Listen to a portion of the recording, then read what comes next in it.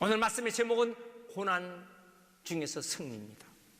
여러분, 우리가 이 고난을 당한다고 끝이라고요? 예수 그리스도를 믿는 사람들이, 복음을 가지고 있는 우리가, 진리를 붙잡고 있는 우리가 고난을 당한다고 그것이 절망으로 그리고 생의 포기로 끝난다고요? 천만에요. 그 고난의 끝 위에 반드시 복음을 붙잡고 사는 사람은 승리의 길을 갈 줄 믿습니다. 그래서 우리는 모두 히브리서 12장 2절에 말씀하신 것처럼 예수를 바라보자. 믿음의 주여 또 온전케 하시는 이인 예수를 바라보자. 오늘 주 예수 그리스도를 바라보면 우리의 생에 어떤 고난이 와도, 어떤 어려움이 와도 반드시 승리하는 역사가 있길 주의 이름으로 축원합니다. 기계 문명이 발달하고 인간의 이성과 과학이 만세를 부르고 돈, 물질이 이 세상을 지배하는 것처럼 보일 때에 사람들은요, 편히 사는 걸 원합니다. 고난당하는 걸 원치를 않습니다. 그걸 피합니다. 신앙생활에 예수를 믿는 것도 좀 편하게 믿으려고 합니다. 쉽게 믿으려고 합니다. 그렇지만은 이 고난의 길을 자원하는 성도 찾아보기 힘든 시대에 오늘 메시지는 대단히 중요한 것입니다. 왜 고난이 승리의 길일까? 왜 고난이 축복의 길일까? 너무 맞지 않는 이런 생각이지만은 여러분, 오늘 하나님께서 주신 이 메시지에 모두 다 귀한 은총이 임하길 주의 이름으로 축원합니다. 저는 오늘 말씀의 메시지는 세 가지입니다. 첫 번째는 뭐냐면 우리가 복음과 함께 고난을 받게 된다는 것을 알아야 돼요. 예수를 믿으면 편안하게 사는 것이 아니라 복음과 함께 고난도 받게 된다는 것을 알아야 합니다. 디모데후서 1장 8절에 그러므로 내가 주를 위하여 갇힌 자 된 나를 부끄러워하지 말고 오직 하나님의 능력을 쫓아 복음과 함께 고난을 받으라. 여러분, 이상한 현상이 요새 생겨서 신천지 이단을 비롯해서 또 다른 이단들이요, 온통이 이 땅에 이 전염병을 퍼뜨리는 아주 주범들이 되고 있는데, 그게 이름을 교회라고 붙여갖고 요즘 교회가 이 코로나 전염병을 퍼뜨리는 온상지로 보고 있다고요? 정작 여러분, 정통 우리 그리스도인 교회에서는요, 이런 그 전염병이 그렇게 창궐하게 퍼뜨리는 주범이 아니라고요. 근데 교회라고 싸잡아갖고, 그래서 어떤 의미에서는 교회가 핍박을 받게 되는 거예요. 고난을 받게 되는 아주 또 주범이 그 이단들과 저 사이비들 때문에 또 당하는 것입니다. 그래서 저는 한 3일 전에요, 저 우만동에 있던 한 식당에 사람들이 수백 명 모여서 하는데 막 그 좁은 방에서 브라보 브라보 소리를 외치면서 식사를 하는데 아찔하더라고요. 오히려 교회는 딱 1시간 예배에 사진을 찍고 다 떨어져 앉고 마스크 다 쓰겠는데도 그들은 그냥 밀집된 집에서 브라보 브라보 하는데, 야, 왜 그런 데는 사진을 안 찍지? 왜 그런 데는 그 감사원들이 나가서 그것을 왜 통제하지 못하지? 정작 전염병의 창궐은 거기서부터 시작될 텐데 말이에요. 여러분, 이거 아셔야 돼요.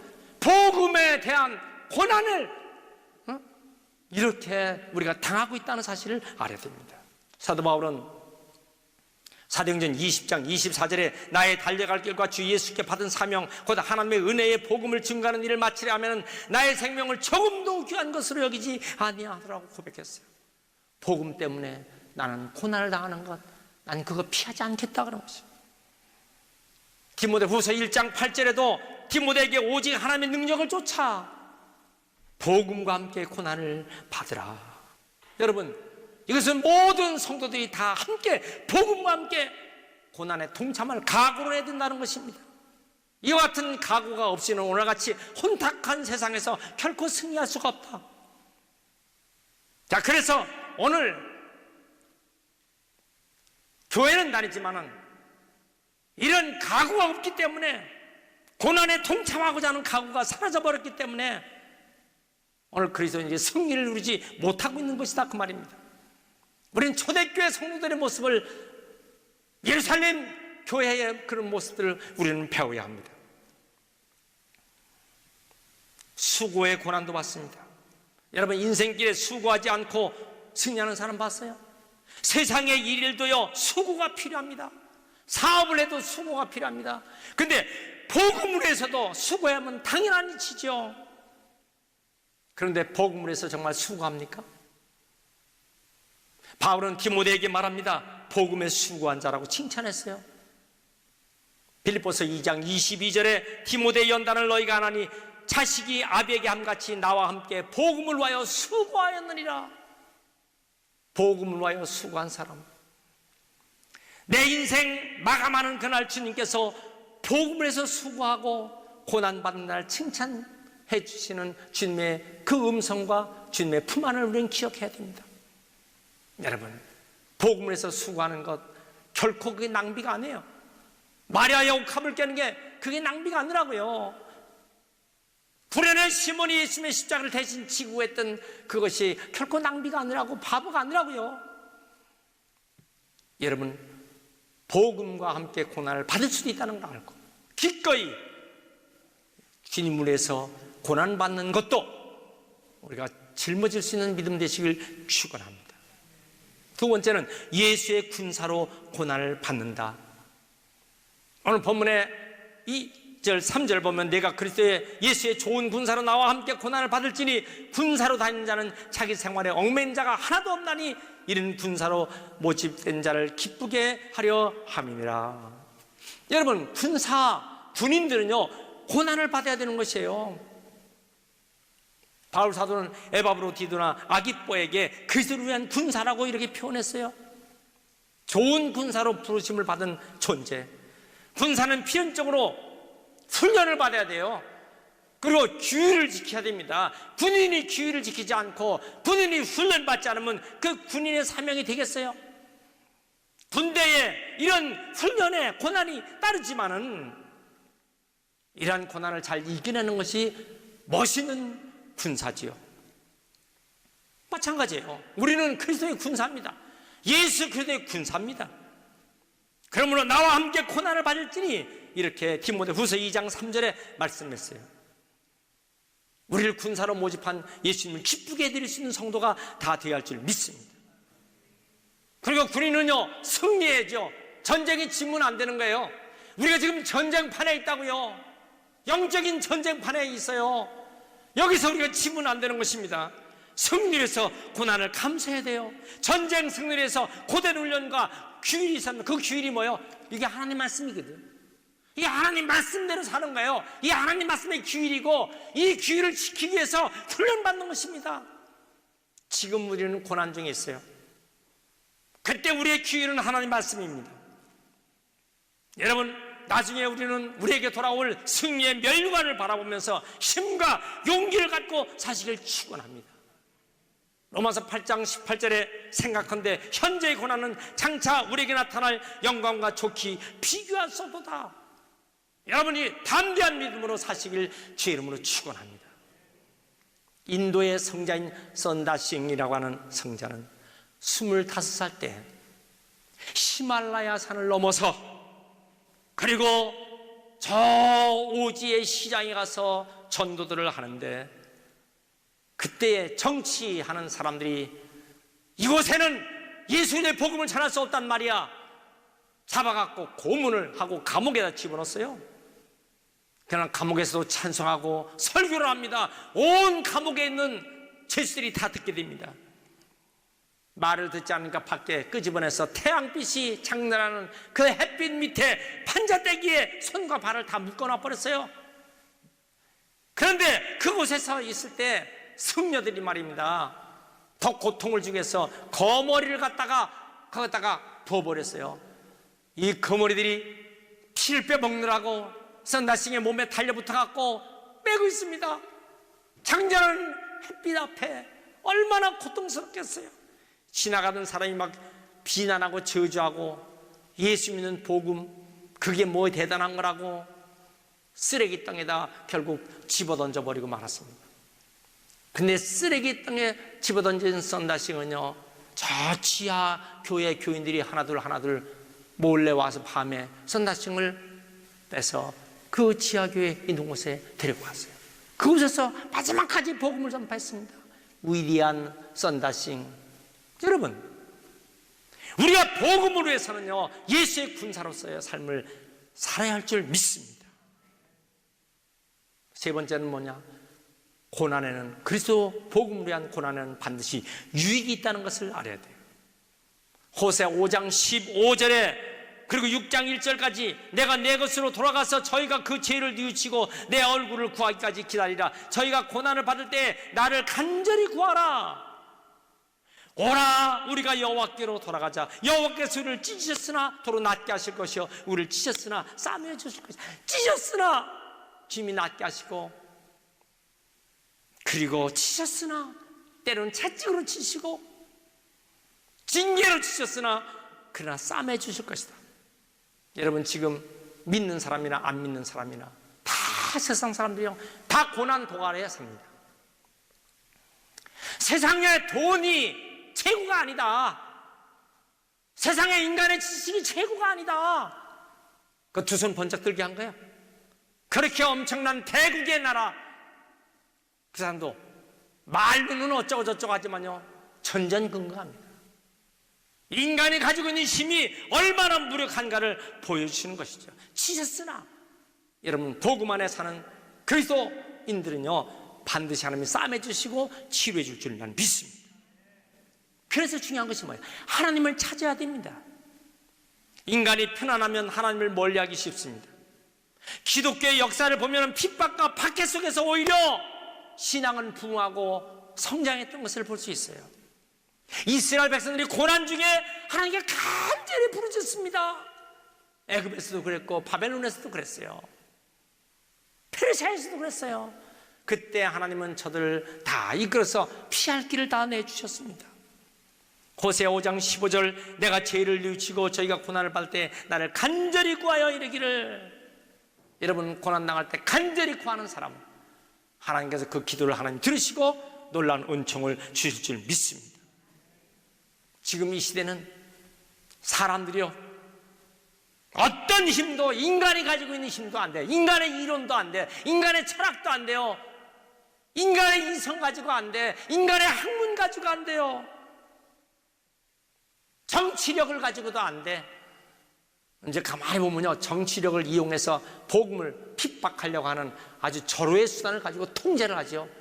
어떻게 보면 전체주의적인 역사가, 이상한 역사가 지금 나타나기 시작합니다.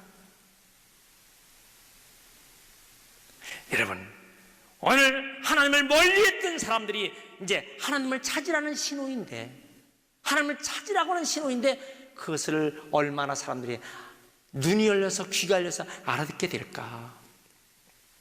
그러나 여러분, 하나님께서 사랑하는 자에게는 눈을 열어주시고 귀를 열어주시고 지혜를 열어줄 줄 믿습니다. 하나님을 찾으라는 신호, 절대적인 기회, 지금이 복음을 알아야 할 기회인 줄 믿습니다. 공의로우신 하나님, 죄와 인간의 방종과 타락은 용서하지 않습니다 라고 회개하고 돌아올 때에 사랑의 하나님, 우리를 새롭게 하실 줄 믿습니다. 겸손하게 만들어주는 거죠. 인간의 힘, 그거 가지고 안 된다. 하나님 앞에 무력한 인간의 존재를 깨닫게 하는 것이죠. 인간의 교만이 깨져야, 그리고 자기를 부인하고 하나님만을 바라보는 그런 믿음이 되시길 주의 이름으로 축원합니다. 자기를 깨뜨리기 위한 방편이 뭐야? 때때로 하나님 고난을 택하시는 거예요. 세상에 이렇게 온 세상이 막 고난으로 이렇게 절절맺지는 누가 알았어요? 설마 이렇게 될지는 누가 알았어요? 여러분, 이거 아셔야 됩니다. 그것도 왜 항무기로 이렇게 합니까? 눈에 보이지 않는 아주 작은 바이러스가 이렇게 그 앞에 사람들이 전쟁하는 것입니다. 여러분, 역대하 33장 12절에 저가 환난을 당하여 하나님 여호와께 간구하고 그 열조의 하나님 앞에 크게 겸비하여 그랬어요. 우리를 지금까지 인도하신 우리 하나님 앞에 크게 겸비한 은총. 인간은 고난을 당할 때 자기의 존재가 아무것도 아니고 철저히 하나님 앞에 겸비하게 겸손하게 납작 엎드려 주님을 바라보고 주님을 의지하고 살아가는 주의 백성들이 되시길 주의 이름으로 축원합니다. 베드로전서 5장 5절에 다 겸손으로 허리를 동이라 하나님이 교만한 자를 대적하실 때 겸손한 자에게는 은혜를 주시느니라 그랬어요. 여러분, 이 고난 중에 겸손한 사람은 하나님의 은혜를 받을 수 있는 그릇이 준비되는 거예요. 따라합시다. 주여, 이 기회에 우리에게 은혜를 주옵소서. 하나님의 은혜, 은총을 받을 수 있는 절호의 기회가 지금이라는 걸 알아야 돼요. 우리의 생각이 세상 사람들 생각처럼 그렇게 살지 마시고 믿음의 생각으로 믿음의 눈을 가지고 사시길 축원합니다. 고난받을 때 불평하거나 원망하지 마세요. 내 자신을 깨뜨리고 겸손한 자세가 되어서 하나님을 더욱더 하나님의 은총을 구하는 우리가 다 되시길 축원합니다. 1940년 여름에 주기철 목사님이 신사참배를 반대합니다. 정부적인 차원에서는 신사참배를 강요할 때 그는 마지막 경찰에 일본 경찰에 체포하기 직전에 마지막 설교의 내용은 이런 것이었습니다. 내가 주님을 위해서 오늘 고난을 피했다가 이 다음에 내 무슨 낯으로 주님을 대하리. 내가 주님을 위해서 당하는 이 수욕을 피하였다가 이 다음 주님이 너는 내 이름으로 평안과 즐거움과 영광을 다 받아 누리고 고난의 잔 어찌하고 왔느냐라고 물으시면 내 무슨 말로 대답하랴. 주님을 위해서 오늘 십자가를 내가 이제 피했다가 이 다음 주님이 너는 내가 준 유일한 유산인 고난의 십자가 어찌하고 왔느냐라고 물으시면 내 무슨 말로 대답하랴. 여러분, 오늘 우리가 신앙의 불량자가 되지 않도록 정신 바짝 차리고 오직 복음으로 고난을 받는 것도 다 승리하며 사시길 주의 이름으로 축원합니다. 믿습니까? 교회는 7가지 원칙을 이때 철저히 지키고 있습니다. 나는 그 3일 전에 본 그 한 150명 이상 모이는 그 음식점에 마스크 쓰고 조용하고 있지 않더라고요. 그 사람 한 수십 명이 모여서 하는데 그들이 각지에서 나온 사람들 누군지 알아요. 막 소리 브라보 소리치는데 진짜 위험한 일이죠. 바이러스는요 기름기가 있기 때문에 맨물로 씻으면 안 돼요. 반드시 비눗물로 씻어야 됩니다. 30초 이상. 그리고 막 이렇게 만졌다가는 반드시 씻고 마스크 다 하고 거리 간격 띄어 있고 이거 잘 지켜야 돼요. 자기 열 체크 우리가 들으면서 다 열 체크 하잖아요. 그거 잘해야 됩니다. 우리가 이 하나님의 은총을 받기 위해서 지혜가 우리에게 필요한 것입니다. 진리를 따라 사는 성도는 고난이 왔을 때 복음과 함께 예수 그리스도의 군사로서 기꺼이 신앙에 큰 유익이 될 수 있도록 그 믿음 안에서 승리하는 성도가 되어야 할 줄 믿습니다.